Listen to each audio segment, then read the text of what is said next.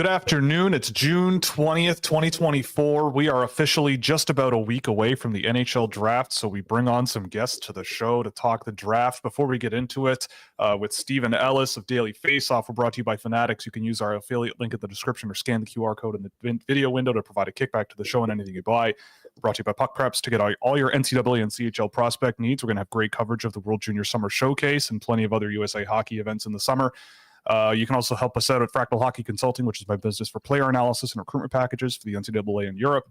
And of course, Scouching.ca, where a subscription gets you innovative data tools you won't find anywhere else, with tons of insight into the draft, players making their way to the NHL, and exclusive content. So we're here today with Steven Ellis of Daily Faceoff. Steven, how are you today?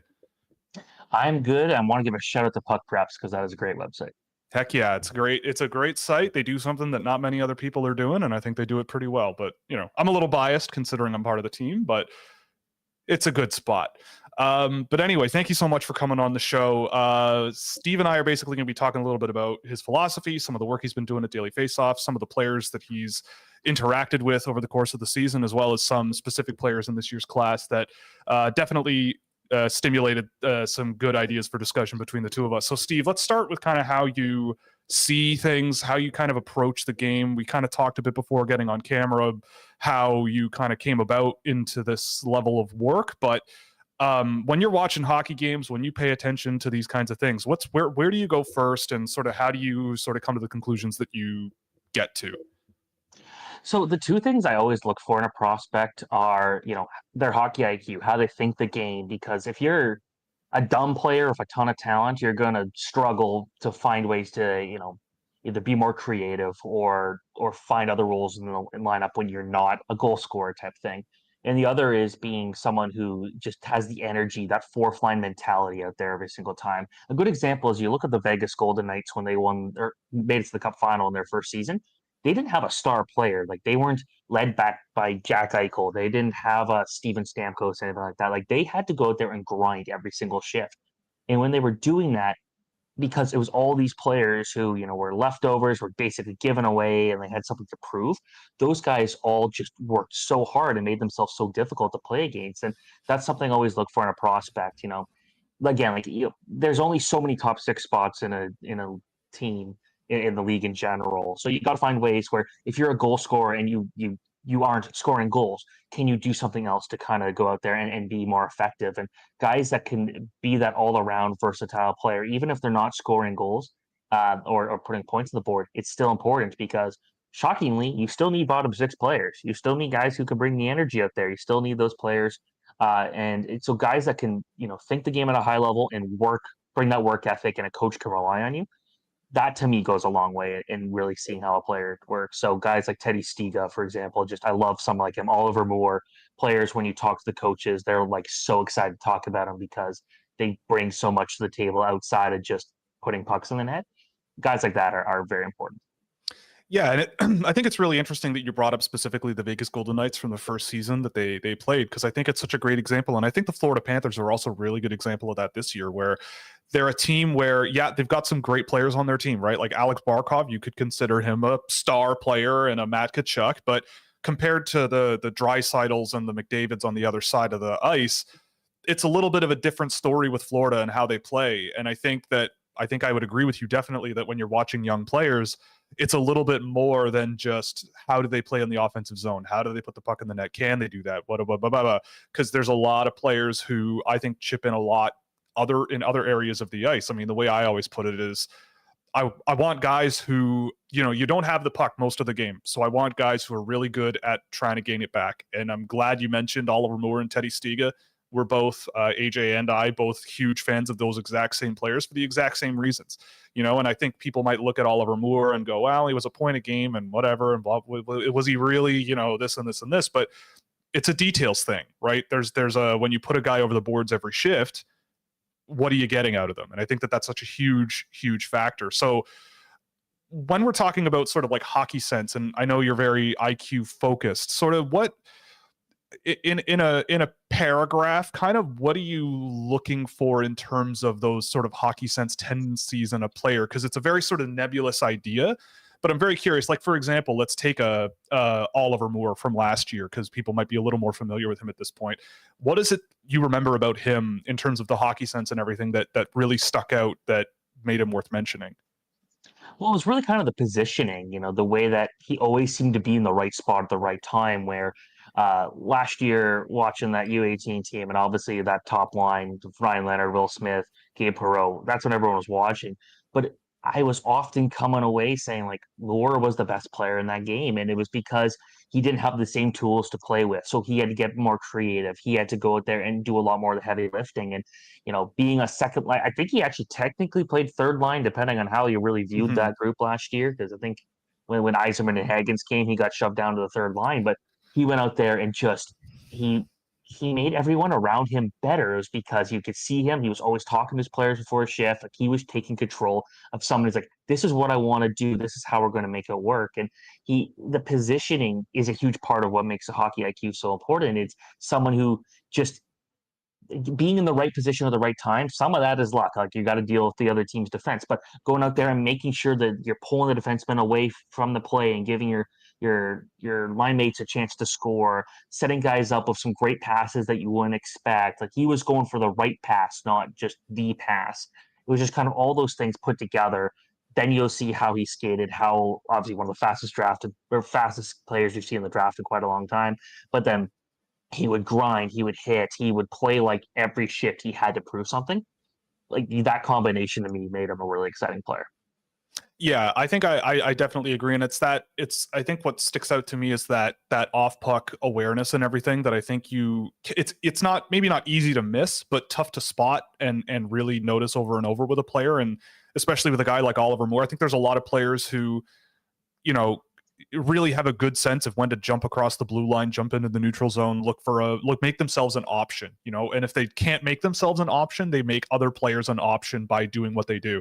So I think that those are things that definitely stick out, and some of it might be structural for sure, but you can definitely tell with some players that there's something there. So I appreciate the breakdown of kind of what that means, because I think a lot of people don't really break down what they mean by hockey sense or IQ, and it's all of those little things that go into it that definitely matter. So you've been working with Daily Faceoff for a little while now. I was really curious about this because Daily Faceoff kind of had this big expansion the last couple of years. They brought in some big names, yourself, Matt Larkin, you mentioned earlier, Frank Saravalli. And it's kind of a new-ish player in the world of hockey media. So how's that experience been for you? You're getting a little bit more exposure to, being at the rinks and being with these guys and interviewing these players, which we'll get to in a little bit. So what's that? I don't get that experience as much. So, like, what's that kind of like? How's that been for you? Where does that, what itch does that scratch? Where does that kind of come from? And where do you hope to sort of go from here? It's been really cool because, like, I followed Daily Faceoff when it was just looking up the lines and stuff like that, an valuable resource. But when Frank joined the team and they built out a kind of a news group, like, that's when it started to be taken really seriously. Like, okay, like, there's not only is there breaking news stuff, but there's a lot of different analysis going on. And I was working at the Hockey News with Matt when he called me. Like, I was in the middle of sleeping because of the Olympic times zone going on. He's like, "Hey, I'm going to Daily Faceoff." I'm like, "Oh wow, like, okay, they're serious. Like, it's not just Frank and hoping that works, because Frank doesn't write every day. He's got a lot of stuff to do. He's a busy guy, a great guy. I love talking to him." And then going out there and getting Matt was like, okay, so now they got someone who to me, I feel like he's one of those underrated. He doesn't tweet a lot, doesn't do a whole Mhm. lot of stuff, but he's an unbelievable writer, got really good access to a lot of players. And so that again made it really serious. And when they wanted to make me the prospect guy, but also an associate editor, and do things like cover the Leafs in person and go into all these events, like, that meant a lot. And that kind of showed that, there was a bright future there, and it continues to grow. Like, we got a big news team. Our trade deadline and free agent shows are a big deal. And I think the one question for me right off the bat was, like, what's access going to be like? When I was working at the Hockey News, it was like, I could say, "Hey, I'm from the Hockey News." Bam, I get into any event I Mm. want, talk to anybody. And just, it's been getting even better and better, where, like, we're at every major event now for Daily Face Off. So it's been great. The people are awesome. Web traffic's good. And it's been fun to kind of just expand a section that kind of, Chris Peters did an awesome job on the prospects before I did, and then you got the job at Flow, and has been doing a great job there. But it's been fun to kind of like expand it to be a little deeper, go to more events and things like that. And and kind of make it a full-time prospect site, which is really awesome. Yeah, it's definitely been really interesting to watch, and I think that hockey media, it's nice to see more competition and everything there. I think it's been something that's been necessary, and I think you guys have been doing a good job. So for anyone who's not aware, Steve, I think you mentioned you have your rankings for the end of the year coming out tomorrow morning, so you can stay tuned for that on Daily Faceoff for sure when they drop. Always worth a read. Plenty of great write-ups on players there, but I sent you sort of the early working version of my list. And we kind of highlighted a few names that we kind of wanted to dig into, and I highlighted a couple of names who you are personally more familiar with, on a personal level. The one I kind of wanted to start with was one that you are a little bit more familiar with on a personal level. You mentioned Anton Salia before the show. I think he's one of the most fascinating case studies for the draft. I think he's one of the most raw, interesting players that could go so many different directions with his game in the next few years. He's just such a interesting player, the type of player that doesn't come along very often. So you've actually interacted a little bit with his team and the organization and himself. So where do you come down on this after everything and going into the draft? Like, I have no idea what's going to happen to him, but maybe you have some light to shed on that. So what's the down low on a guy like Salia in your experience? So his plan is to come to the NHL. He's going to finish out his 2 years in the KHL and then come over after that. And I fully expect that to be the case. His management group, they really want their players to be in the NHL. He's represented by the same management group as Nikita Artemonov, who I actually really like too. With Salayev, from talking to people, and I don't love comparisons because I feel like that gives you like a biased look on a player or an inaccurate look on a player. But with a guy that gets mentioned the most to me when describing like the comparable is Zdeno Chara. That's a good sign. Do I fully agree with it? I don't know. Zdeno Chara is a Hockey Hall of Fame player. Like he's kind of a special guy in that. Yeah. But with Salayev, using that size and finding ways to be effective. Like, he's so competitive. That's the thing. Like, I don't expect him to put up a ton of points, and that missing layer is why I don't rank him higher than Zane Parekh or Artem Lashunov, guys like that. Obviously, he's got the size, he's got the reach, he's got the competitiveness, but he's missing that really offensive level, which is something he is spending the summer kind of working on. But I still think if you get him at 9, you get him at 10, 11, like, you're still getting a guy who could be one of the best players in your franchise. He's working on learning his English. He's not very good on that yet, only knows a little bit. But I think by the time that he comes to the KHL, he's going to be to the NHL, he's going to be in a spot where he's going to have the physical edge on so many players. He can skate well, and he's, again, that competitive nature. He's not a big guy that's kind of just there to hit guys or just do things like that. Like, he wants to puck, he wants to make something happen, and someone like that, I think, is going to have a good career. Yeah, I mean, he is an interesting one because I think in my experience watching him, I think I see a lot of the intent that I think you're talking about, the intent to sort of be that defensive rock who can also sort of handle the puck pretty well. It's weird how I kind of didn't really change my view of him during the season from start to finish. He kind of stayed a more safe and sort of defensive leaning player. I think the offense, I think half of his production or something came in the first 6 or 7 games of the season. So I think the offense gets a little bit, overstated because, and I think the Zdeno Chara thing is interesting in the sense that I definitely see a player there who is as tall and maybe skates as well as a guy like Chara did. But, Chara had a slap shot that won however many hardest shot competitions around. And I didn't see Salia shoot the puck a whole lot, like, at all. But you never know, right? Like, you shoot 1,000 pucks this summer, who knows what he's going to be like in the fall. So I'm interested to see what happens with him because it's been 8 months of watching him, and I remember watching him last year, and I still don't think I know what I think about him. So I think, again, like, he's a development case, and I'm really interested to see what happens with him. One name that we both sort of said, all right, this guy's got to hop on the show, is Berkeley Catton. A guy who both of us are big on. You said he'll be well into your top 10. He's in my top 5. He's at 3 on my list, and he's been there almost all season. I am such a huge fan of this guy, and we were talking about Oliver Moore earlier, and a guy who just makes everyone better. And I think that those types of players are the hardest to find, those guys who can elevate pretty much anyone they play with. And I think Catton is one of those. So what's your read on Catton? And, I know you have him a little bit lower than me. So what maybe holds him back from maybe being a higher level player on your list? But in general, sort of what are your thoughts on Catton, and why do you maybe see him significantly higher than I think he might go next week? Yeah, I got him at number 5, and I know like you've got him the highest. I don't know if anyone else has got him kind of around that window, but I think the one point that was really smart, really good that was brought up, I think it was by Tony Ferrari, who basically said like there's a lot made about how he's not this big guy, but he's 5'11", like he's not 5'9", he's not 5'8", he's not that small.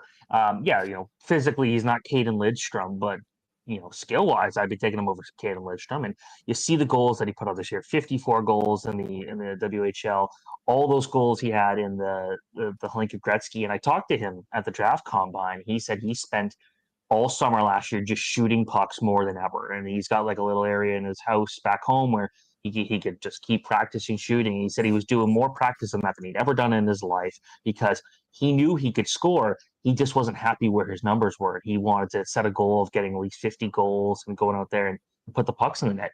And he did that. And you also look at how many assists he got. Like he's just such a skilled centerman who could put up so many points. And I know some teams are wondering if he is a winger in the NHL, and maybe he is. He's got the skating. I think that will make him a pretty skilled player that will give him those opportunities. But I guess the one reason I haven't put him higher is just there's so many good defensemen that having to kind of judge that there is good. But he's my number 3 center, number 3 forward in this draft class. I've got obviously celebrating number 1. I have a Demidov number 2, and that will never change no matter what.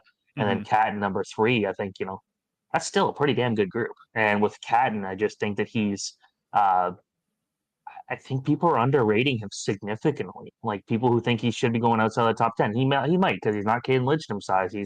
He's not Tisha Ginla's strength, but he's got the skill and the numbers to back up and say like, yeah, this guy's going to be making everyone around him better when he goes to the NHL. I have no question about that because he's so smart, because he can skate, because he works hard. You put that combination together, you got Berkeley Catton. Yeah, I think you touched on something really interesting about him too, is, yeah, he doesn't have the sort of physical tools or the strength of some of the other guys in this level. But I mean, look at the NHL. There are plenty of guys who aren't that type of player and are plenty successful. The guy that I see in Berkeley Catton all the time is a guy like Clayton Keller, who just has so much skill. And he has been the Arizona Coyotes / Utah hockey team for so long, largely driven through his skill and the creativity and everything. And I think with Berkeley Catton, the thing that kind of goes a little overlooked is, I mean, I've seen some people criticize him as more of in the defensive zone. He's a little flat-footed and not necessarily taking a whole lot of initiative in the defensive zone. And as far as I know, he knows that. And I think that's something that they want to work on going into next season. But also, like, that's also not really his game, right? Like, you're not drafting him to be that. He's more of a really, really smart support player. And I think if we're talking about sort of hockey IQ and hockey sense and everything, there's a subsection of that is supporting your line mates. They might be the ones in the corner, but when they get the puck back, where are you? Do you find the spots on the ice where you can be the breakout guy? Because he sees the ice so well that he can make a play. So I think that's a thing that kind of gets overlooked a little bit, is everyone's looking for these physical players and these physical specimens, but setting aside the other side of the coin, which is the sort of support side. And I think that's something he brings to the table. So I'm a little cooler on the defensemen that I think are out there this year. So I'm wondering, like, what is it? So I'm not sure who the defensemen are that you have at 3 and 4. I don't mean need you to spoil them, but what is it about? Yeah, what is it about those guys that maybe stick them ahead of a player like Berkeley Catton? Because personally, I really value players who you stick them on the ice, you could put them with anybody, and everyone else will get better. So I'm curious what those two players might bring to the table that he doesn't. So I'm going with I got Artem Molchanov at number 3, and I just think that he kind of just does enough good things all around where he wouldn't be my pick for the Chicago Blackhawks. That would be Demidov, but I think that he's going to have no issues transitioning to the NHL. Like if someone told me, if I fell asleep for a few months and someone told me that he's playing in the Chicago Blackhawks next year or whatever team drafts him, like in the NHL, I could see it. And then I got Zane Parekh, who was probably the one that I bounced around the most. I dropped him as low as like 19th at one point. And it's just like, I think the one thing is I got to watch him really close at like when he's 14, 15 in the GTHL, and seeing a player that has shown so much willingness to improve every year. And obviously the offense is there. He could score, do everything like that. But he's been able to just kind of find ways to just improve with a mindset. Like he's a guy that he knows what he needs to improve on. He works with coaches to make it happen and will continue getting better. I still think his defense is a work in progress, but compared to what I remember watching him at the beginning of last year, compared to the Helenka Gretzky, compared to watching him in November, I see a player who's more willing to get engaged physically, block shots, and just move around a lot more. And I think a guy like that, with the improvements, I'm banking on the upside. And I'm sorry, I think I forgot what the actual question was, but you nailed it. I mean, it's those two guys at 3 and 4 that knocks Berkeley Catton down a little bit. That's fine.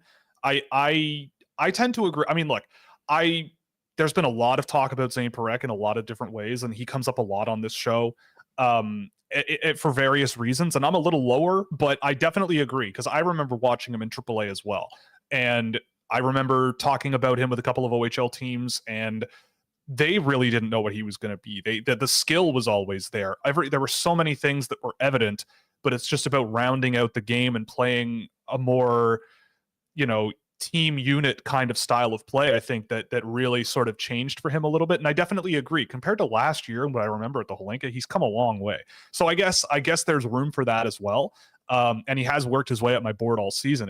And I'm fascinated by him. And Levshinov, I think Levshinov, I honestly, again, he's like Salia at this point. I still don't really know what I think of him, and I don't really know what he's going to be. I think the thing for me is he maybe projects a little less offensively, and you might disagree, but I feel like his game kind of leans in the NHL maybe a little more defensive, especially with how he's kind of evolved this year.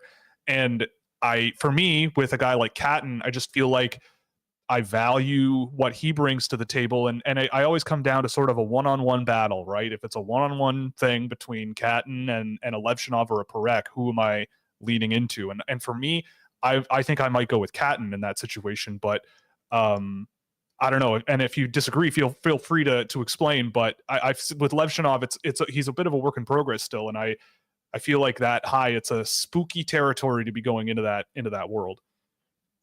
No, I get it. I think with Levshinov, I still like the thing I point out about him often is this is a guy that was playing in Belarus like 2 years ago, goes to play in the USHL, goes to play NCAA. Every year, there's been such a huge adjustment for him because, going from playing Belarus junior to playing in the USHL is a huge jump. But he told me this year, like there were still a lot of cultural things he was getting used to. There's still a lot of things that were just getting used to life living here, not being by his family and things like that. And, that's going to happen for a lot of players. But given how much he continues to find ways to stay effective throughout all the change in his last couple of years, probably more than any high level prospect, I think is notable. And I feel like maybe he's ranked as high as he is for some people because of how safe it feels like he's going to be. Like, yeah, he might not go out there and put up a ton of points, but he showed that he can. Defensively, I think he's definitely stronger than a lot of other players there. I felt like every shift, I kind of knew what to expect from him, and that to me is fine. But I had a hard time. I'd say he was definitely not a lock to be in my top 3. I just think though there's still more to his game. I think we're still going to see is kind of how I'm looking at it. Yeah, I think that's fair. I think that makes total sense to me. I mean, we can move on because there's a guy that you mentioned as well that you really wanted to bring up because you're a fan of him. And the more I see this guy, the more I like, and I feel like the under-18s was a real exclamation point for this guy for evaluators. And I think that's Cole Eiserman. You're a huge fan of him.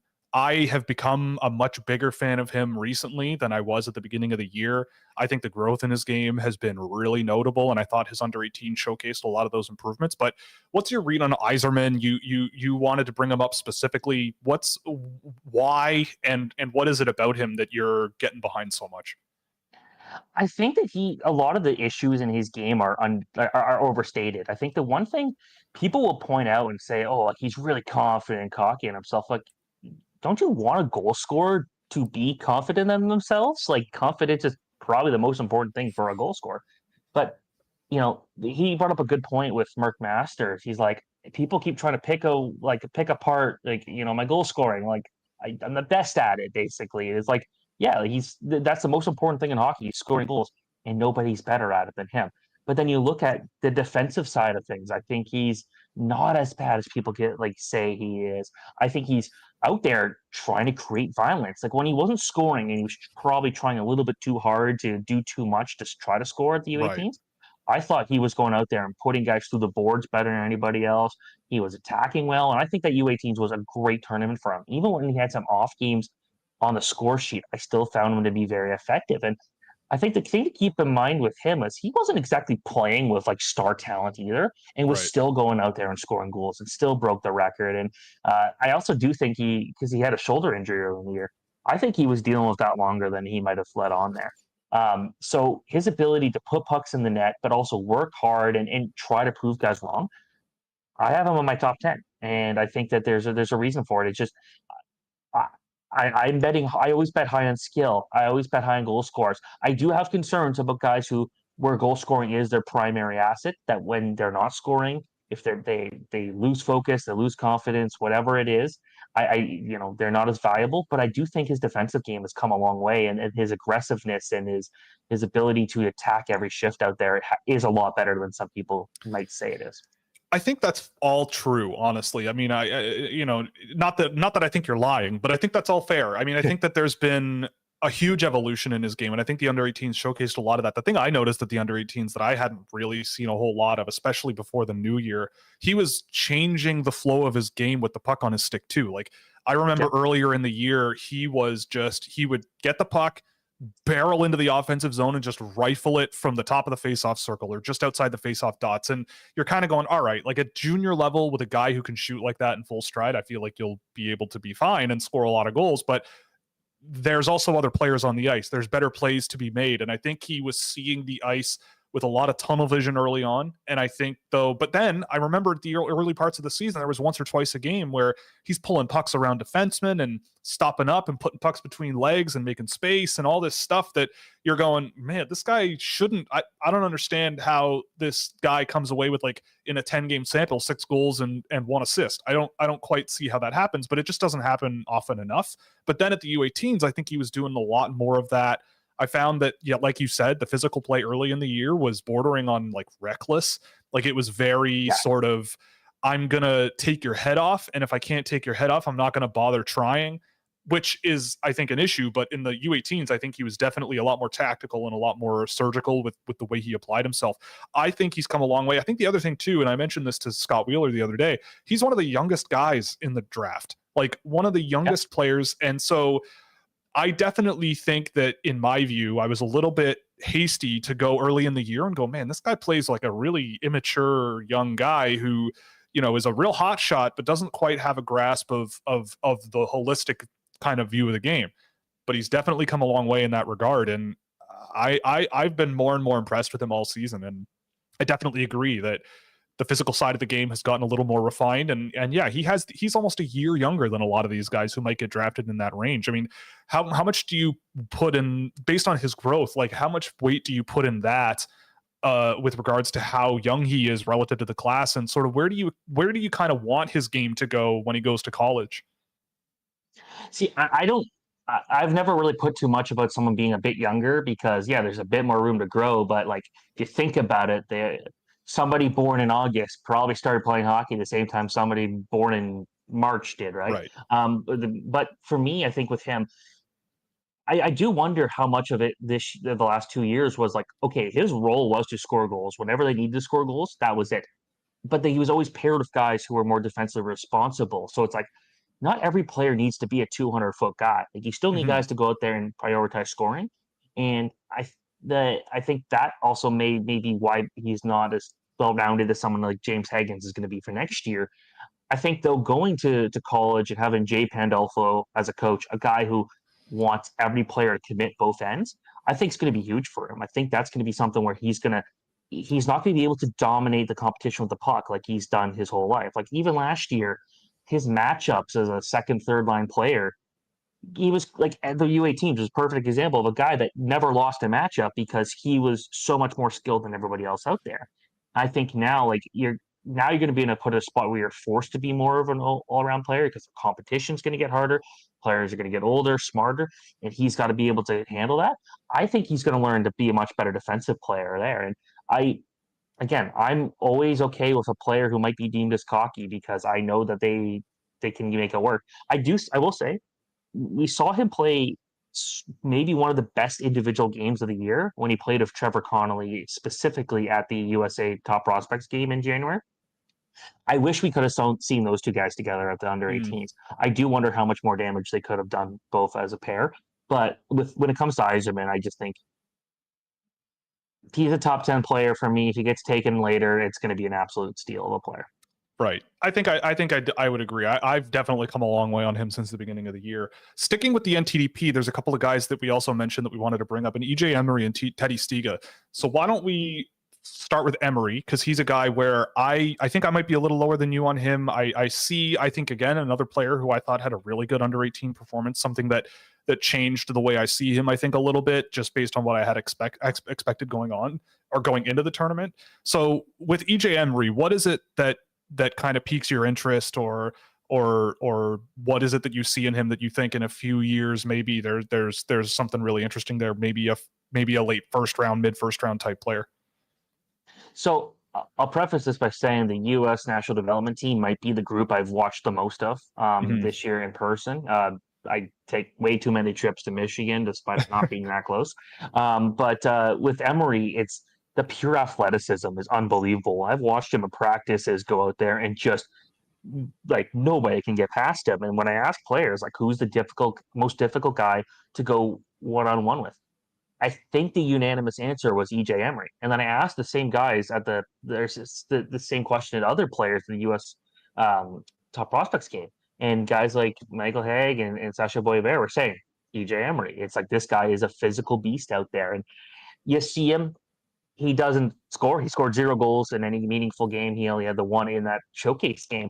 But I feel like there's maybe a better offensive like side to him that we just don't notice a lot because he hasn't scored. But I actually feel like he's learned a lot from Cole Hudson, and Cole Hudson was going with him this year and working with him on the shooting, working on him with rushing the puck. And I did see some improvements. Again, didn't score, but he knows how to move the puck. He knows how to do things there. And then it's the defensive zone. Like he doesn't want you to get past you. And I think it was Christian Humphreys who told me, it was like, if you get past him, you better hope you can skate like your life depends on it afterwards, because Emery's got the strength and the speed and that acceleration to really put himself out there for a 6'3" defenseman. And you saw him at the combine, and I don't care too much about the jumping drills and all that stuff. I feel like that's overstated. But I feel like the fact that he was so good in so many things there kind of just reaffirmed the fact, like, yeah, this dude's an athletic beast, and he's actually like a track runner in high school and stuff. And he told me in January he lost 1 race in his entire life. I believe it after watching him. Right. Like, it's you see it there, and his coach would always mention like Emery's this guy who's just so physical, so strong, just athletic, going for runs all the time. And you see it, like this is a guy that wants to be as competitive as possible. Off the ice, everyone says how nice he is, how funny he is. He's got a good personality, but then on the ice, he wants to kill you. And a guy like that, Sure, sign me up. I like guys like that. You know, the defensive defensemen don't get enough love, but I think that Emery is going to be a very good NHLer. Not a top pairing guy. Maybe he's a second pairing. Maybe he's a third pairing guy. But I see him being very good at that. Yeah, and I think that's an interesting sort of subset of the draft that I think kind of gets a little bit overshadowed, maybe by people, especially like me, where it's you kind of set the bar at like, yeah, I see maybe Emery being a useful bottom pair guy, but I think he could be a useful bottom pair guy on a good team. Like, it's not that he could just be on, this year's version of the San Jose Sharks and just play 60 games and that's it.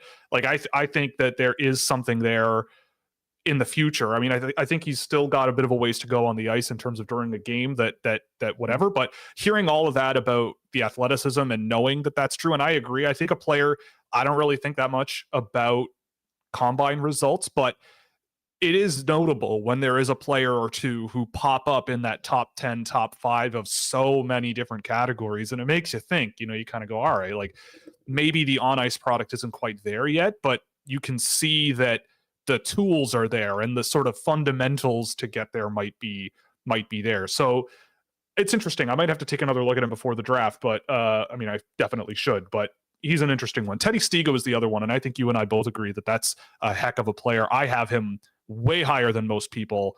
I think he's phenomenal. I think he's one of the most underrated players in the draft. So not to preface or bias you, but what are your thoughts on Stiga and how much are we going to be friends after this show? Okay, so what did you have Stiga at?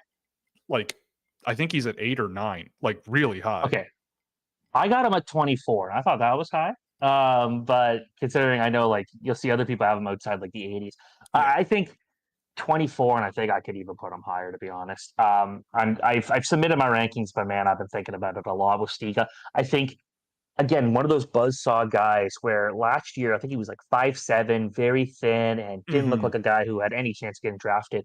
But got injured last year, took that time to just bulk up, get stronger. Aaron Kivihardi was another one that's kind of done that this year.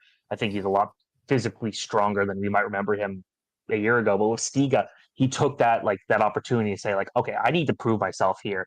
And then he starts the year. I think he was rated like 7th round by NHL Central Scouting, and it was like, okay, no, I want to prove everyone wrong. And watching him get, anytime I'd ask James Haggins about him, biggest smile in the Yeah. world talking about Yeah. Teddy Stiga, and just be like, this guy is a buzzsaw, does everything. And kind of like watching Oliver Moore last year. I know they're not the same player, but watching Oliver Moore last year and coming around and saying he was my favorite player in that game, Teddy Stiga was that for me this year. And discounting James Haggins because he's Yes, of course. 25, but with he's on his own plan, and we'll just put it that way. But with Stiga, it's like I would argue that without him, James Haggins doesn't set the record for the U18 World Championship scoring. Yep. Not it doesn't happen because Stiga just did so many things well, whether it be a finisher, whether he make those plays. But I think we saw that in the medal round.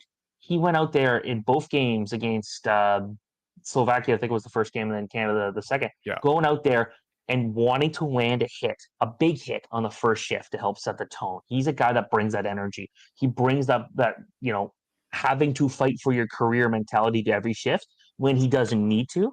And a guy that works that hard is going to be just have no issue finding ways in the NHL. I think my one question is, and why I don't rank him higher, I don't see him being a high output guy. But when one scout told me every NHL team needs a Teddy Stiga, that goes a long way. And I think every team does need. He'll find work to play 15 years in the NHL, no question. I just don't know if he's got that goal scoring ability to be higher. But I'll say, putting him in the top 10, I love that. That is one of my favorite bold. Well, I wouldn't say bold because it's actually a really smart take, but I like that one a lot. I think the thing with me that, I mean, I didn't, if you told me that I would have a player like that 12 months ago in my top 10, based on what he was, I would think I was insane. But the more I watched him this year, I feel like he just got better and better. I think that he was always a guy that really wanted to make an impact every single shift. And I love players like that, but he got better at doing so, I think, as the year went on. The last game I watched of him was the game against Canada.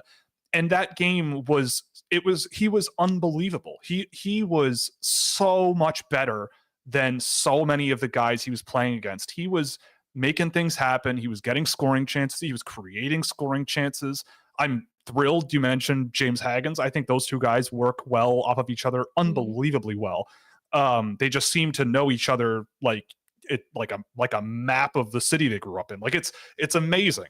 And the thing I think about him that puts him so high for me is, we're watching the NHL playoffs, right? And how many times do we sit back? Like, I think you're in Toronto, and I'm the Toronto area. I'm in the Toronto area as well. We watch the Toronto Maple Leafs in the playoffs and go, man, they could really use just raw energy, because the teams that win in the playoffs are often the teams that just want to win, and the teams that compete, and the teams that really just go out there and smash.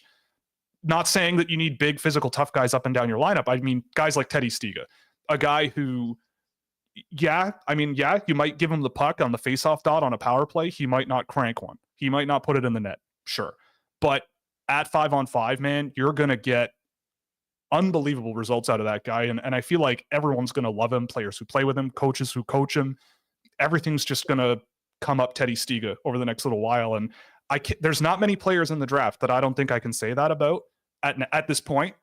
So for me, it's another one where I kind of just every time I'd watch him, I'd go, all right, I'll put him at 25 or 30, and then I'll watch 2 or 3 guys I have plus or minus that, and I always came away going, I like Stiga more. And then so I'd bump him up, and then I'd do it again, and I'd bump him up again, and it just ended up with, like, there's a lot of guys in the group that are with him for me, but I value guys like him so much, and it's the same thing with Oliver Moore. He was at 5 for me last year, and I think there are areas that Stiga brings that are better than Oliver Moore, but there are definitely things that Oliver Moore brings that are better than Teddy Stiga. So I'm curious. He's a fascinating one, and I think over the years I've done better at tuning out other people's expectations of sort of where players should go, because I just keep watching him, and I think he's getting better and better. So he's one that I'm glad we can sort of agree on, and because I think he's going probably one of the more under the radar guys in the entire class, and definitely showcased a lot of that at the World Juniors. I don't know if you wanted to bring up Ivan Demidov. He was another one you mentioned. I mean, we both have him at 2. There's been a lot of talk about him in the last little while. There was not a lot of talk about him when Levshinov was the flavor of the week 2 weeks ago. So with Ivan Demidov, I mean, both of us have him at 2, but what is it about him that stands out to you so much that you kind of wanted to flag specifically? First off, the discourse about Demidov falling in the rankings, it's like, guys, come on, dude. It's like, we're doing this again. We did this last year at Michkov.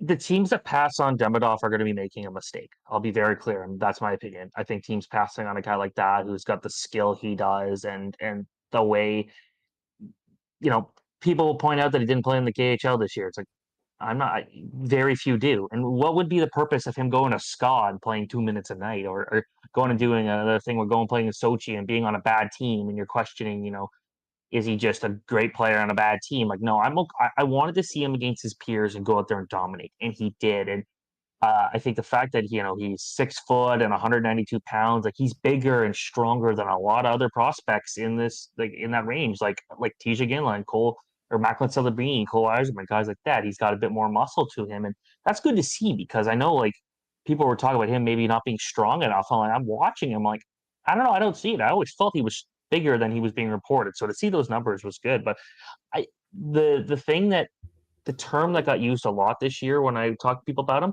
was hero. Somebody who could go out there, you give him the puck, he's going to make something happen. He's going to make the players around him better. And I was a big fan of Matvei Michkov, and when people were telling me, like, maybe Demidov's better, like, I zeroed in on him. And you see a guy that still, the skating is still not 100% there, but it's not terrible either. I think compared to some other high-end players, it's not great. But we're not talking about a guy who's going to just fall apart in the NHL because they can't skate. Like, that's not a problem. I think if he'll continue to get better at that, and the potential, or the interest here in getting to the NHL as quick as possible, I think kind of alleviates the question marks. I think that's the thing about this year compared to Michkov last year, where he only talked to very few teams, and it seemed to be very clear he wanted to go to 1 or 2 organizations. With Demidov, it was still hard for him to get involved, to talk with teams and stuff like that. But having him go to Florida and getting a chance to talk to everybody, from my understanding, has really kind of, like, calmed some teams down and think, like, okay, like, we got to really think this through. I want to see him with Connor Bedard. I want to see Connor Bedard passing the puck to him and seeing those guys put up 100 points every year. That'd be awesome. But if he doesn't and he falls, like, I think that Anaheim, there's an argument to be made that they're still going to go for a defenseman no matter what. Columbus will be interesting to see if they want a bigger guy like Lindstrom, or they go for the skill and maybe pair Demidov and Fantilli together. If he gets past Montreal, that's when I'm starting to question the sanity of some of these teams. Yeah. But I like Ivan Demidov. Montreal specifically, you guys make some weird picks every year in the draft. Make the right one this time. I mean, fair enough. I mean, I see so much in Demidov, and again, it's similar to the conversation about Stiga, where there's just something about him. There's just something special. There's something unique. Same thing with Berkeley Catton. It's like there's a trait about him that is beyond most players in any draft, right? Like and that doesn't happen very, like the skill level and the creativity and the way that he's able to create plays and change angles and follow up on plays and chain things together. It's just amazing. And I think a lot of I'm not exactly sure why people are kind of overlooking him.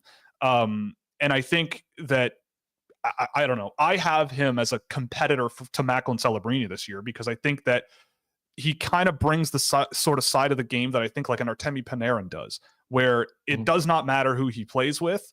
Artemi Panarin, again, is going to elevate everyone. And yeah, you might look at Artemi Panarin and he stops up on the half wall and waits for guys to come and makes a play. And you might want him to get to that a little more and do the traditional hockey thing a little bit better. But he still ends up with 115 points in a season. And everyone who plays with him is better because of his ability to just create plays. And I see a lot of the same things in Demidov. So saying no to that, especially when you're a team like Chicago, seems totally crazy to me. And I'm surprised I haven't noticed the thought of him and Fantilli, for example, when they've already got a Gavin Brindley, they've already got a Kent Johnson. Like part of me wants to say that they might look at that and go, well, we don't need more of the same thing.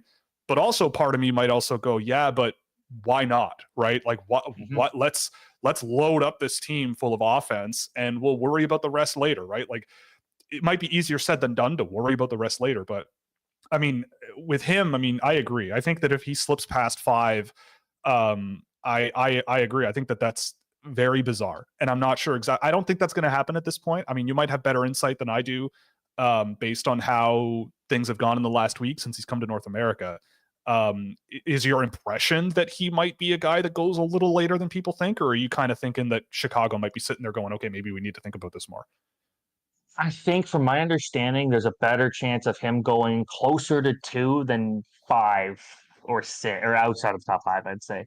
I think just again, like it seems like a lot of teams near the top, from people I've talked to, like believe that the perception has changed a little bit, and a part of it because of the unknowns, not being able to see him in person. Now they've got to talk to him in person, spend time with him because he hasn't participated in the on ice portion of what's going on here in Florida, going on in Florida, but it seems like teams are a lot less concerned right now because they're not. Yeah, it is still pretty last minute in the grand scheme of things, but they're not like having the face-to-face meeting with like a player the night before the draft and having to make a last minute decision. Like they know his plans to come here. He doesn't have a super long-term contract. They see the skill. They know he battled through injuries, I think twice this year. What's he going to do when he's fully healthy next year? Like, whether it be in the KHL, my guess is he's probably going to be loaned out. Scott St. Petersburg just doesn't like playing the kids, and that's fine. They're trying to go for the championship, but I feel more confident him going number 2 than going with number 6. Yeah. Someone asked in the chat, we'll do a couple more things and then we'll let you go, but someone asked in the chat specifically about Sam Dickinson and that you and I are a little bit divergent on him. I'm a bit of a skeptic on Dickinson, but we didn't have him in the notes, but what's maybe your Coles Notes breakdown of what you see in Sam Dickinson that maybe puts him a bit higher than where I have him? See, I got to see a lot of London games, and the thing that really kind of stood out to me was no massive flaws to his game. Like, for me, heading into this season was, okay, can he put points on the board? He put up 70 points. He was a minute muncher for the team this year. He did a bit of everything. He's calm with the puck, makes smart, quick decisions. I'd still say there's still some room for a bit more urgency and their pressure type thing. We saw that kind of the Memorial Cup there. He could get caught trying to do a bit too much with the puck, but I still think he's a guy that if you need someone who you at best, he's a top pairing defenseman. At worst, I still see him as a second pairing defenseman.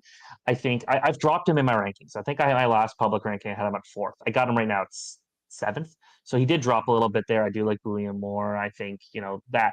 But I still think that it's a guy that the floor is still high for him. And that's kind of why I'm looking at here is maybe he doesn't have the ceiling of Zane Parekh. Maybe not even the same ceiling as Zeev Buium or Carter Yakimchuk.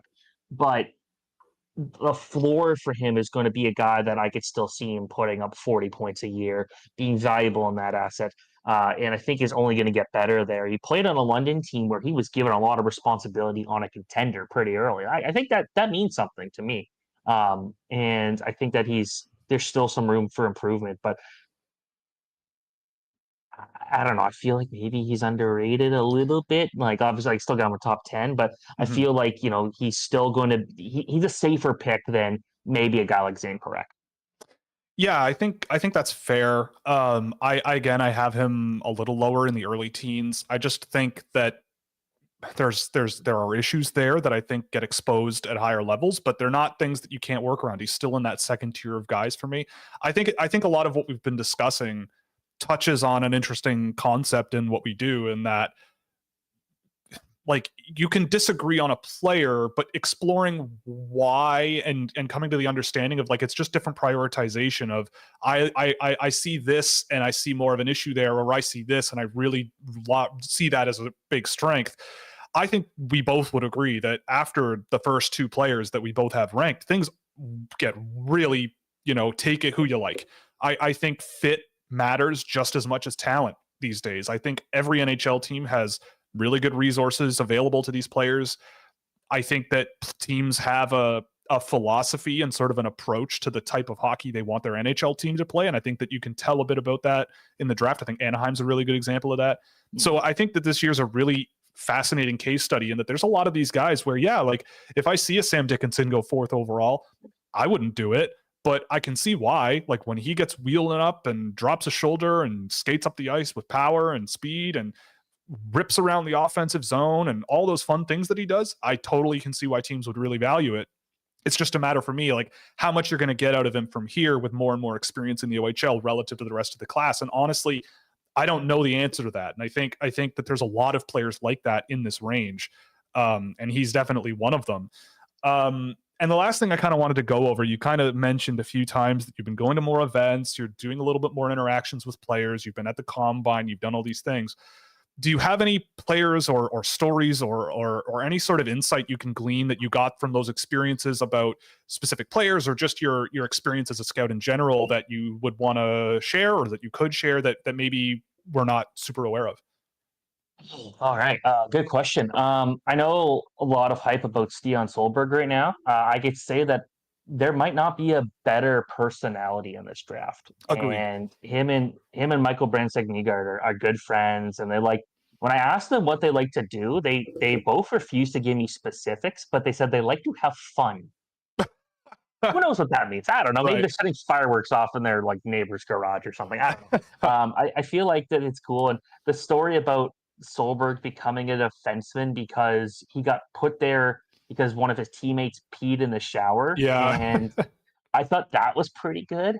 And then Mikhail Yegorov calling out Cole Eiserman specifically when I interviewed him, and it's like, who was the toughest player to play against? And he's like, immediately, he's like, well, not Cole Eiserman. He didn't score on me. I stopped every shot. I love that. That's Yeah. awesome. I think that that's pretty cool. I know. I don't know how much I fully believe it, but I think people are looking at this year as the new Easton Cow, and a guy that no one sees going high, but will end up being a lot better than everyone expects. Sam O'Reilly, who Hmm. plays on London Knights too. I don't know. I don't necessarily see it. Right. When I've asked players that have played with and against him who's the best playmaker in this draft, Max Ponce's name has come up quite a bit. Hmm. A winger there, and you see the points he Yep. puts up there, and that's pretty cool.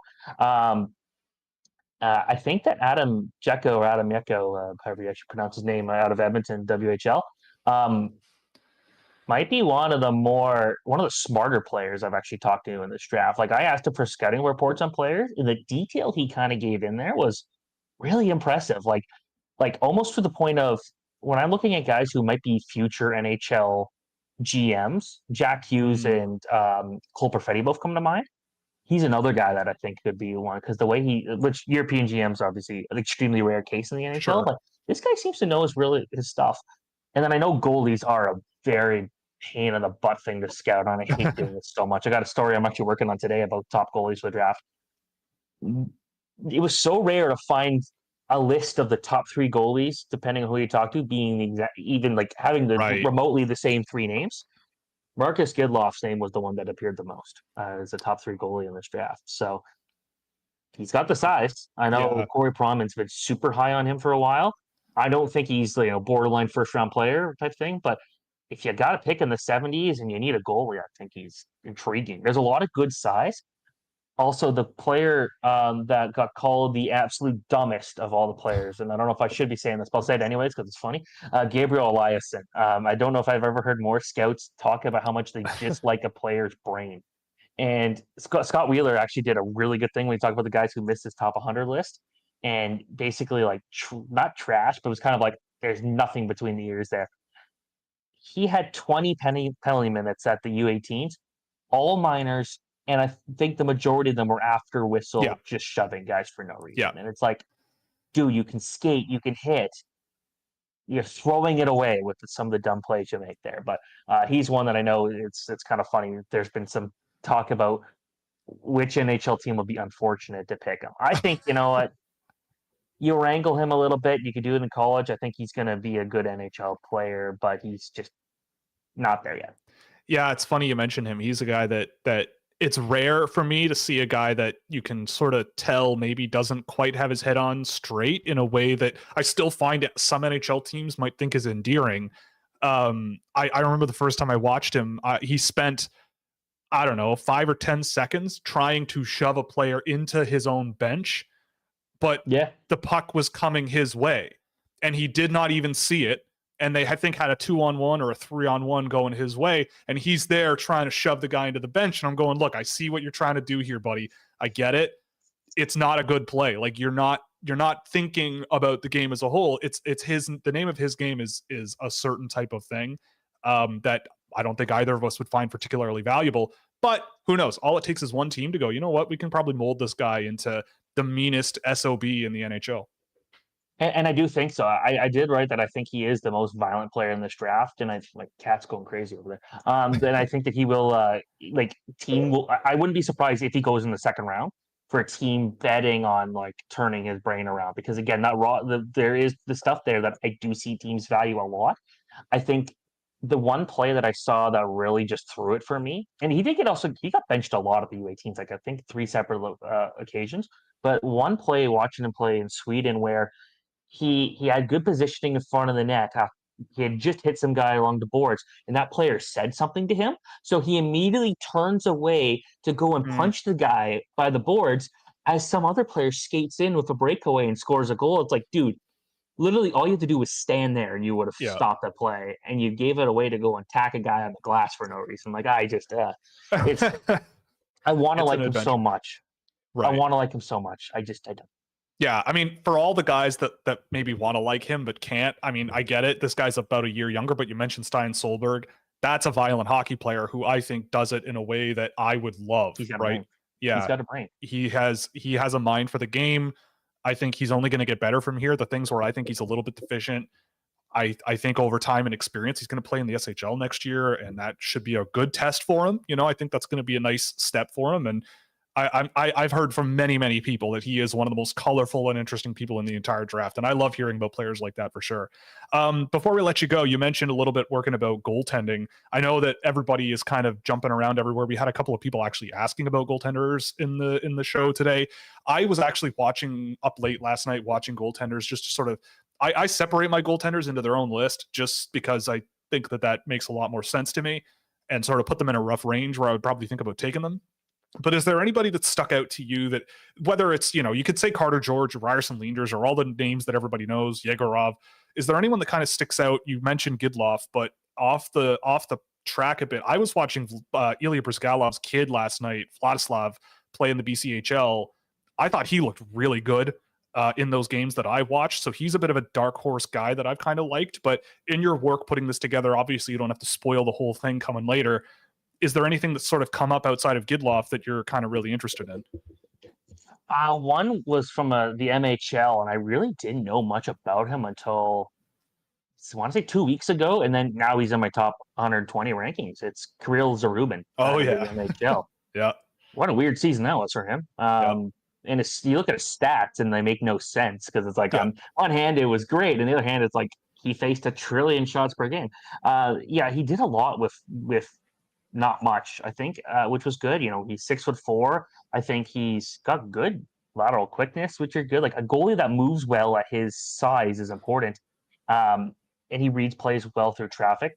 I did see him allow a lot of weak goals. That was my one concern with him. But like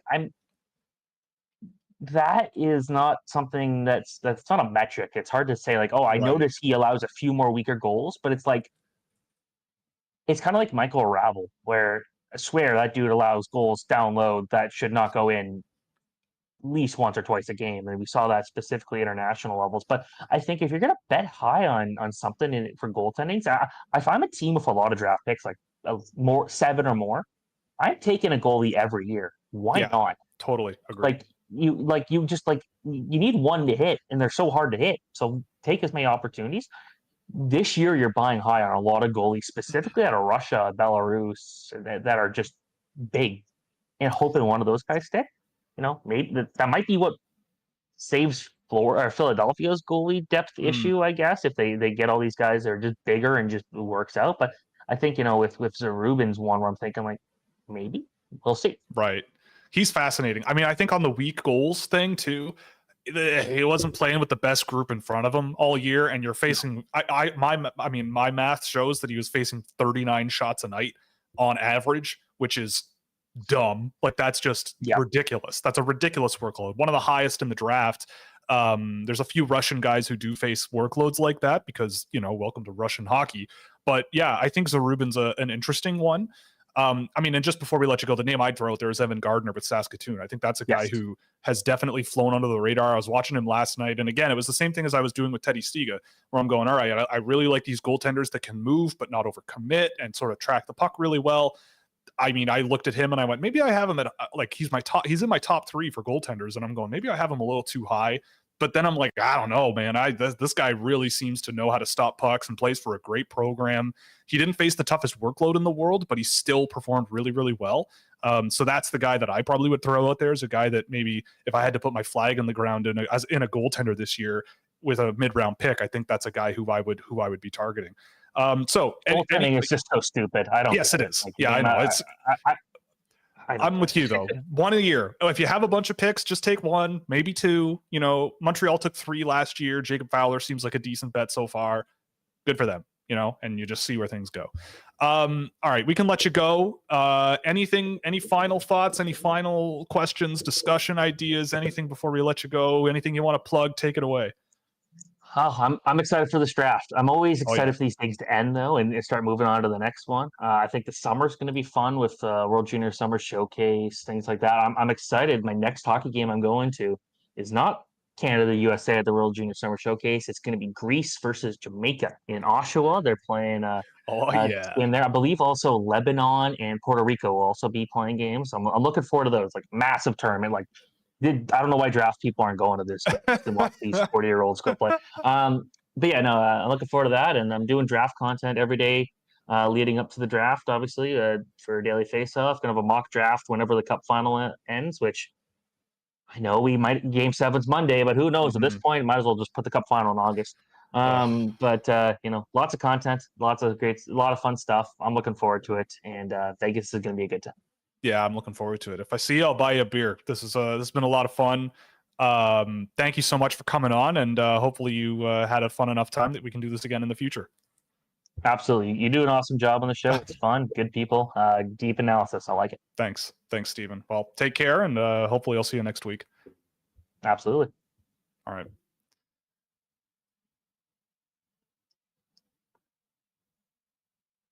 Well, that was a lot of fun. Thank you so much to Steven Ellis at Daily Faceoff for coming on the show. AJ, do you have any impressions from that, or are you just along for the ride before we get into the questions from the show? No, it was a lot of fun just listening. Like even with Scott Wheeler and Steven Ellis, it was just really great to sit back, not talk for a little bit, and just listen to you guys go at it, because you guys know what you're doing more so than I do, especially this year. Right. But it's just been fantastic to sit back and listen to, and it's been great. So yeah, now you have to listen to boring old me, guys. Go Leafs, go, right? Well, no, it's not just the Leafs. You have something else. We did the show earlier today for a specific reason, if you wanted to get into that specific reason. It's coming Rome, baby. Yeah, baby. I'll be watching that game later today for sure. Italy, who are they playing? Italy Spain. It's a big one. Spain? Oh, boy. Yeah, I'm watching that one for sure. All right, let's get through these questions and then we'll get out of here. So thank you again for everybody. It was a lot of fun having Steven on, and thanks for the questions. We'll get to them now. Go follow him wherever he is. Wherever the hell he is. Yeah, I think he probably has a Twitter. Would imagine. Yeah, so. he does. Yes, he does. Go follow him there. Yeah, great dude. We were very happy to have him on. So yeah, for sure. Okay, so let's get started here. Did Demidov lose street cred now that he's not a short king anymore? Absolutely. I mean, yeah, it changes everything for me now. In my books, I only look at small players, and now that he's above 6 feet officially, I don't know if I can handle it anymore. I don't know. He might actually be the 5th or 6th best player on my board now, and Teddy Stiga might be number 2. I mean, Macklin Celebrini's under 6 feet, so Luke Misa he's 3, locked right? in at 1. Yeah, Luke Misa at 3. Gavin Hodden at 4. Yeah, it's going to be a great year. Opinion on Bouillon versus Perek. I'm hoping the Kraken pick one of them up at 8. So yeah, I have a mock draft that I did myself that I'm going to be putting out later today, tonight, early tomorrow morning, not sure. And for the Kraken, I mean, I feel like a defenseman makes a whole lot of sense. They've drafted only forwards really high lately. They have a stable full of really good forwards. And again, you don't draft on need, but in that range, they're going to have access to a really good defenseman. And I know I'm a little lower on defensemen in this year's draft, but that's a range where I absolutely would really think about it. I lean Bouillon's direction, I think. I just think he plays, again, a little bit more of a projectable offensive game than Zane Perek does. But I think either one, you're going to get a solid player. I think they're both going to, out when everything comes out in the wash, maybe have similar kind of roles in the NHL. I just think Bouillon, the way he creates offense, is a lot more, and against tougher competition as well, I think is a lot more interesting to me and a lot more diverse. But they also have similar sort of shortcomings a little bit, especially on the rush defensively. Bouillon is not the most mobile guy, but still a really talented player. And so is Perek, and I think at 8, either of those would be a good choice, but I would push for Bouillon a little bit more. Brendan asked who do you see as the top goaltender? We kind of talked a little bit about that with Steven Ellis. As I said, I was up late last night watching goaltenders, and again, I'm just trying to pick through them a little bit more and learn more about goaltending and try to find things to pick out. And I came away with Emil Vinny in Finland, I think is the guy that I like the most from what I've seen.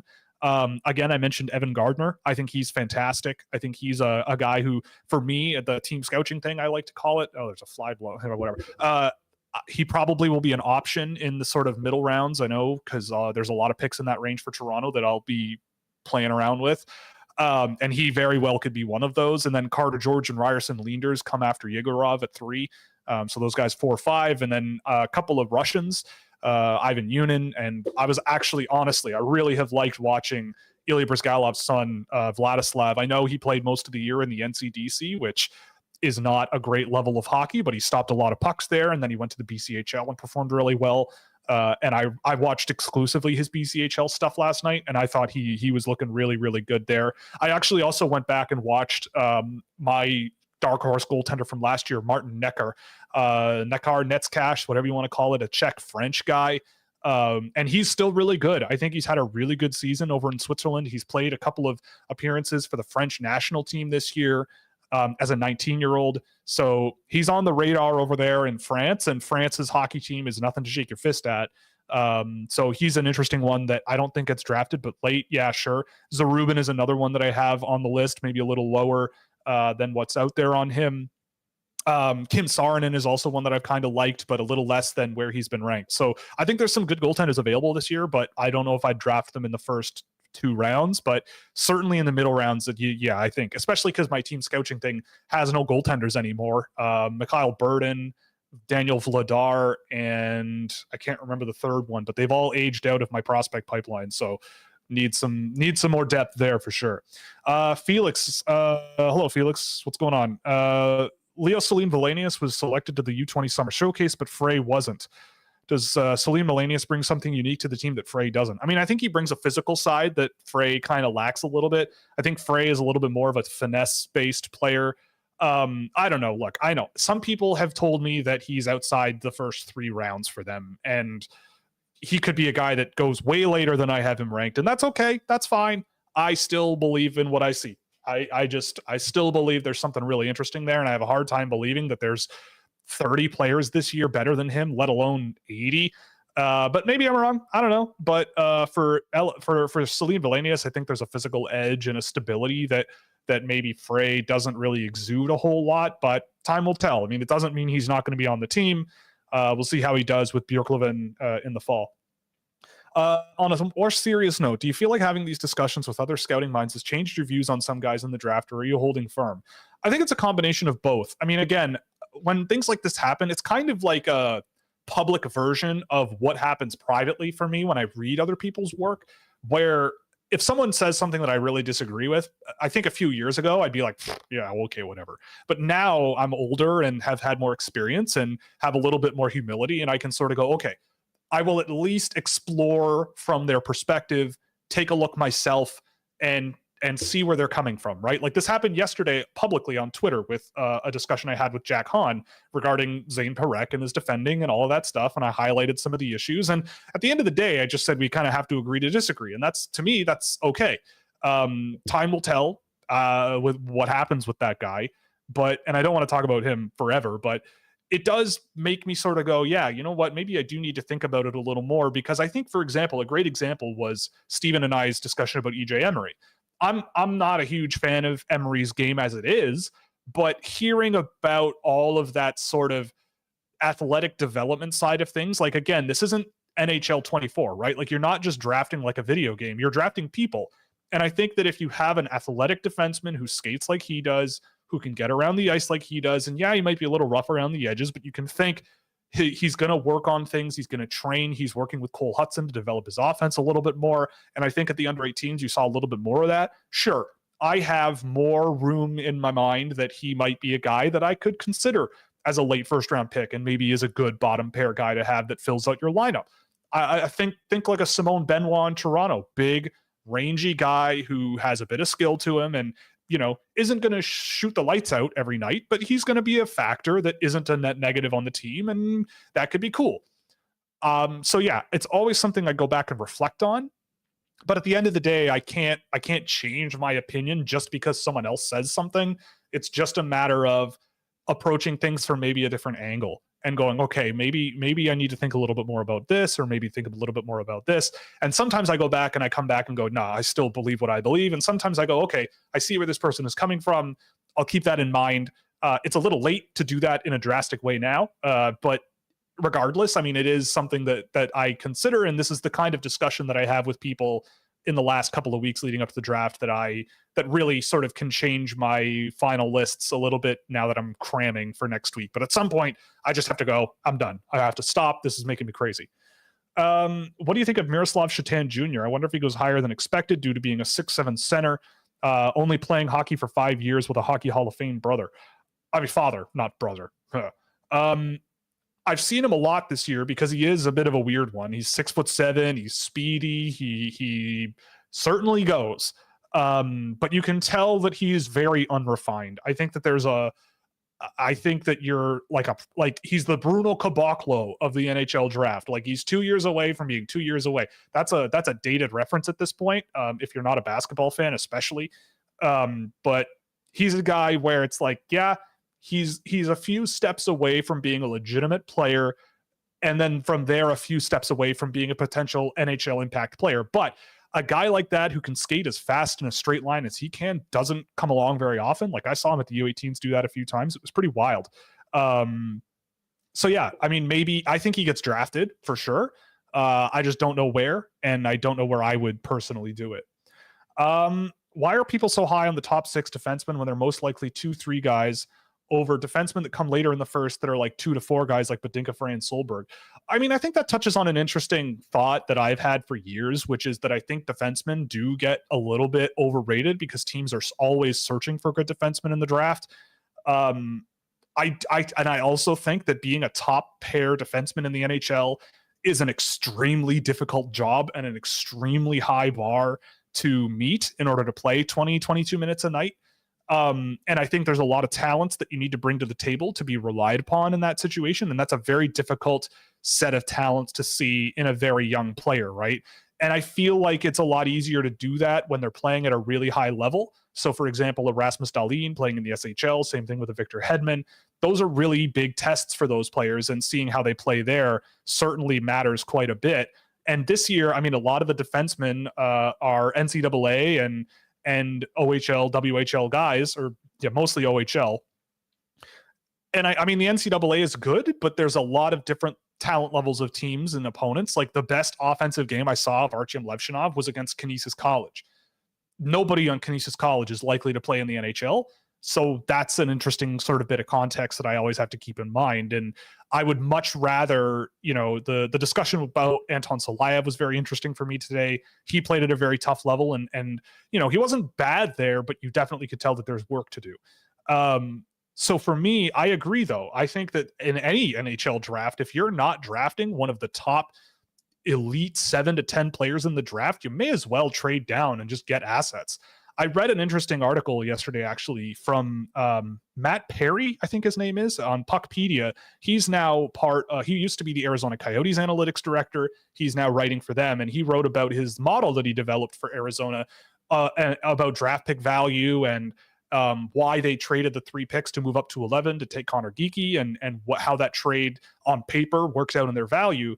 But the criticism I have of that is that if your scouts have done their homework, that the difference between the quality of player that is there at 11, 12, 13, 14, 15 is not often always that much different than the guys available 25 through 50, right? Like, the Arizona Coyotes could have ended up with Seamus Casey and Lane Hudson and Philip Beestead, right? Instead of Connor Geekie. Where would we be sitting right now if they had done that? On paper, the value of those picks might be different, but if you've done your homework, you can do a lot of damage with those picks maybe you take a downgrade from maybe a good second line center to a really good third line center. But around that, you're also adding other pieces to the table. So for me, you mentioned guys like Badinka, Frey, and Solberg. Yeah, like I really like those guys, and I don't think they're that far behind the top group. I think there are definitely refinements that they don't have that I think the higher group has, or offensive tools that they have that the other group doesn't, or that they don't have that the other group does. But I definitely see where you're coming from with that. And I know you're saying that Sharks fans should sell the farm and move up, but I agree. I think moving up from 14 this year and being the San Jose Sharks is a wild idea. And I feel like at 14, you're going to have the option to still land a good defenseman or trade down and get a couple of good players with later picks in the first round or early second round. Thoughts on Gavin Hodnett. I don't have him ranked, but I want him to be a thing. I really love guys like him. He's really smart, a really selfless player. He works well. He works hard. He elevates the guys he plays with. Again, we're thinking about the NHL here. I don't think the speed or skill level is like so unbelievably elite that he's going to overcome the issues he has. He's not much of a factor defensively or off the puck, but he is a pretty dangerous puck mover. He's a pretty dangerous playmaker. And I don't know. I don't think he gets drafted. I feel like he'll have a bit of a similar, I was talking to Joel Henderson about this. He kind of feels like he's going to have a similar arc to a Trey Fix-Wolanski, a guy who scores a ton in junior, and someone takes a flyer on him in the 7th round next year or 2 years from now. And maybe he gets a cup of coffee in the NHL just because, he's the hardworking little guy who deserves a shot, and maybe it works.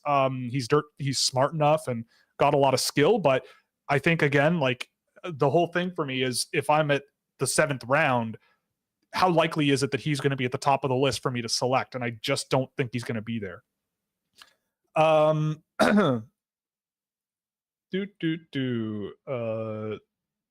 so the Blackhawks GM and the owner had lunch with Demidov on Tuesday. That's good. Good for him. Doubtful, but in reference to one of your favorites from last year, who do you think anyone takes a 7th round flyer on Kenta Izagai this year? He was actually one of my favorites the last 2 years. Thank you very much. I don't have him ranked this year, but I still love him. I would love for him to get drafted, because I think that he has deserved it. I think he's finally broken out offensively. He had great results with Wenatchee this year. After Connor Geekie left and Matthew Savoy left, I think he was their best player. Really hard-nosed style of play. I think he plays an NHL style of offense anyway already. It's just that he's not the heaviest guy around. And I think that NHL teams look at that and maybe go, I don't know if it's, going to work, but whatever. I mean, I certainly would be inviting him to camp. I certainly would be considering what he would want to do from here because he's not college eligible now. I imagine he might go back to Wenatchee for an overage year, but like an East Coast League job or loaning him out to Europe or something, or, something like that to sort of give him another test would be an interesting thought. He has some history with the Okanagan Academy in Austria, so maybe you could maybe open that up a little bit and maybe see if there's a situation out there that he might be able to help put together. But I don't know. I have a lot of interest in he's a guy, and I really, really like him. And I mean, if he gets drafted, then great.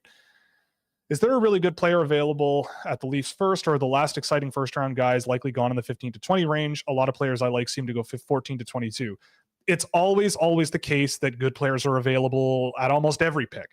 Look at 2022, right? Brad Lambert went 30th overall. Toronto had a chance to get him, and they said no, traded down, dropped Peter Mrazek, and here we are. But if you had said, Brad Lambert's going to be there at 30th overall, I would have been surprised. I would have simultaneously not been surprised based on what I had heard about him privately, but also surprised because but 30th, like, there are 29 guys that went before him. Are you just sure about that? And, so I feel like there's, for me at least, going to be players where at 23, I'm going to go, really? The 22 other players went before this guy? Like a Teddy Stiga, for example. Okay, I would take a chance on that guy. I would do it because I don't see how he isn't someone that everybody would love the whole time he's here in Toronto. So yeah, I think there are going to be good players available. It's just a matter of who is available and who other teams pick. And sometimes other teams go off my board. It happens a lot. Heard it from McCagg, but also Matthias Brunet that Anaheim are strongly considering Seneca and Yakimchuk at 3. Okay. I mean, okay. I don't know. All right. If that's the case, then so be it. I disagree with that strategy, but I could be wrong.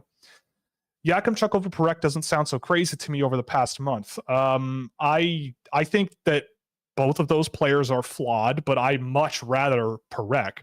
I think there's a lot more diversity and creativity in Parekh's offensive game. I think Yakimchuk's willingness to dangle guys at the blue line is bigger, but Parekh doesn't really need to rely on his hands at the blue line so much because he stays in motion so well and draws pressure so well. And moves the puck so well and times his passing so well. To me, I just think Parekh brings a lot more to the game right now than Yakimchuk. I think Yakimchuk has a ways to go to be a solid NHL defenseman, and that's especially true outside the offensive zone. But they're both players, I think, that I am very sketchy about players who, again, I've said this a million times, but sketchy about defensemen who are good in the offensive zone and the rest of it is a work in progress. I feel like there's just a big hill to climb to go from a below average WHL defender with offensive tools to a top 4, top pair, top 5 quality NHL prospect in the NHL. I just think that's a big hill to climb. And there's other options that I'm just more confident in. So that's just kind of how I come down on that. Should Winnipeg trade Ehlers for a first rounder hopping into the top half? Probably not. I mean, I feel like you trade Nick Ehlers. You regret it from day one. I mean, I get it. He wasn't playing a ton in the playoffs. I don't know. I wouldn't trade a Nick Ehlers. I love Nick Ehlers, especially for a first round pick in this year's draft. Is Winnipeg? I don't know why they would trade Nick Ehlers. I don't know. AJ, you might know better than me. Like, it's been out there that's a possibility. But why? Because he doesn't get play time, even though he should. Like, to me, he's one of their better forwards on that team. And I think if he played in a more consistent top line role, we'd be talking about him in the same conversation as Kyle Connor in terms of like true skill, like how good they are. But people don't bet on Nick Ehlers the same way that, like, Kyle Connor's just gotten every opportunity and Nick Ehlers has always been pushed to the side, which I don't get it. Right. But I guess I don't understand. I still don't understand why he's not getting the minutes. Yeah, I don't know, but he just never has under different coaches as well. Yeah. And it's just mind blowing to me because like that's my favorite player on the Winnipeg Jets. I absolutely adore Like, Nick Ehlers. And they're a team trying to compete. So why would you like? That's like Toronto trading Mitch Marner.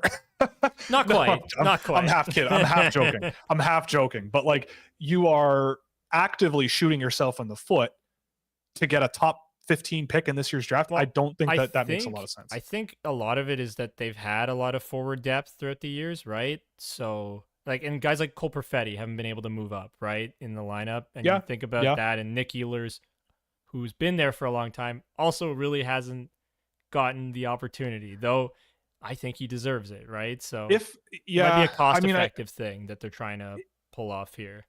If there's a trade for a defenseman out there that they could make, then yeah, I could see that a little bit more. But also, like, everybody wants to do. Every NHL team wants to trade a forward for a defenseman if they could these days. Like, they're all looking for a top 4 defenseman. So that is, I don't know. Is that really the avenue you want to go? I honestly don't know the answer, but I don't think I would trade him for just a first round pick in the top half of the draft, especially with a player that good. Right. Like, realistically, who is going to be more valuable than a Nick Ehlers in this draft? And I think you have to go into probably the top 4, top 5, top 5, 7 to be able to do that. Like, I really value Nick Ehlers as a player. Yeah. Someone mentioned hoping the Devils get Catton 10. I mean, I feel like he'll be available there. I'd be surprised if the Devils went that direction, but pleasantly surprised.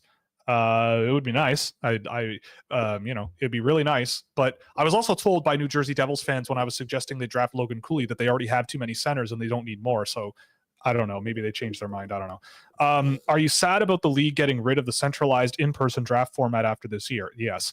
What are your thoughts on it being at the Sphere? What do you think? I mean, I'm amazingly excited. It's going to be a ton of fun. I will say that now that I've thought about it a little more, there's no reason why the NHL can't go back to the Sphere in a year, just the teams patch in remotely. Like, the Sphere is a very modern building that has an extremely robust, tech setup. I don't see why that's not an option, that they don't do it like the NFL does, where there are just the top end players are at the Sphere, the teams are patching in remotely, and whoever calls out the names, Gary Bettman, Bill Daly, whoever, are there, and we have a live show there. I just don't understand why they wouldn't want to do that. Like, the first time the NHL kind of thinks outside the box with the draft ever, because it's always been in a hockey arena. Everybody's on the floor where the rink is, and they go up on stage, make their pick. It's been that way since before I was born. So now they're finally changing it a little bit to be like, well, now there's this big fancy venue that's not hockey specific, and it's amazing in there. And then they're only going to do that once. Like, I get the feeling that this will be such a huge success for them that they'll look at it next year and go, okay, the teams, yeah, you guys can stay at home. You can do whatever you want. But the players are going to be in Vegas. They're going to do the picks here. They're going to go up on stage in Vegas in front of all the fans. And that's going to be the thing. I would be totally down for that, because I feel like otherwise doing the draft with, like, in a conference room at the NHL headquarters with all the other teams patching in with their dial-up modem connection, probably not the way I would do it. But I don't know. I'm not the NHL. It just seems, but it also seems very poetically NHL organization as a whole to do a fun thing at the Sphere once and then not ever again. I don't know. We'll see what happens. I mean, money talks. So if this is a huge success for them, and the only difference between now and next year is splitting everyone up and sending them home, and you still have the event in Vegas, I mean, it'll probably still sell a bunch of tickets. You forgot the most important part, Will. Yes. Calling their names and then putting the hats on their head and taking the photo. The hats. Yeah. The thing that Brian Burke absolutely despised. Yeah. It's so funny that he hated that so much. Because I remember watching a thing on Morgan Riley, because Morgan Riley is one of my favorite players of all time. And he's like, we're not putting the damn hat on the kid. I mean, we also, I will also miss the matching suits that the Arizona Coyotes wore. Maybe they'll do that again with Utah this year, but I get the feeling they won't, because the ownership is a little different. It's okay. They'll have the symbols of Eisermanism on the suits. Yeah, this exactly. time around. They'll pay homage to Joseph Smith. Yep. Oh boy. Anyway, I think that's all the questions that we got. Yeah. So I think we can call it a day there. This was a ton of fun. Again, thank you so much to Steven Ellis for coming on the show. Again, I want to mention the Scouching community mock draft is not occurring tomorrow night because obviously the Stanley Cup playoffs is not worth competing against. So we are going to do it Saturday night, same time. We're going to start the draft itself at 8 o'clock. The stream will start at 7. And if you're interested, you can get a spot now by subscribing to Scouching.ca at any tier.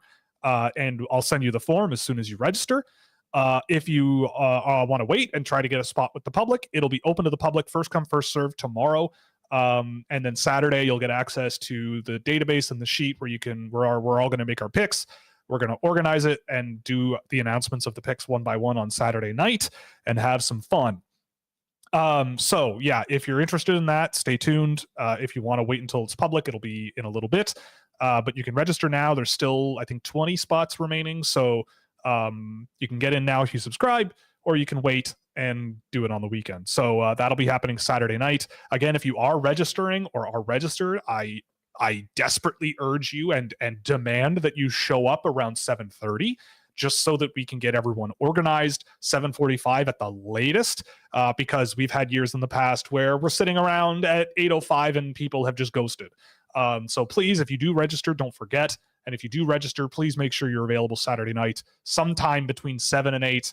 And 7 and 7:45, I should say, and then we'll go from there. And if again, you're unable to make it after you sign up, it's okay. Just let us know. We're not going to scold you. It's not a problem. Exactly. Yeah, it's okay. All right. Yeah. Also, that's true. Just a heads up would be nice. Okay. But on that note, I guess we can call it a day. Again, we are brought to you by Fanatics. You can use our affiliate link in the description, or click the link or scan the QR code in the chat window to get access to a bit of or give us a bit of a kickback on everything we buy in the store. You can also support us through Puck Preps Hockey to get all your NCAA and CHL prospect needs. We're going to have a lot of coverage this summer of the Holinka camps and some of the summer showcase and everything like that. Fractal Hockey Consulting, which is my business for hand track player analysis and recruitment packages for the NCAA, Europe, and beyond. And Scouching.ca for tons of access to data tools with tons of insight into draft prospects. Priority registration for the mock draft this weekend. You'll get early access to content. I will say, though, the rankings in the mock draft, since it's so close to the draft, they're going to have to be public right away.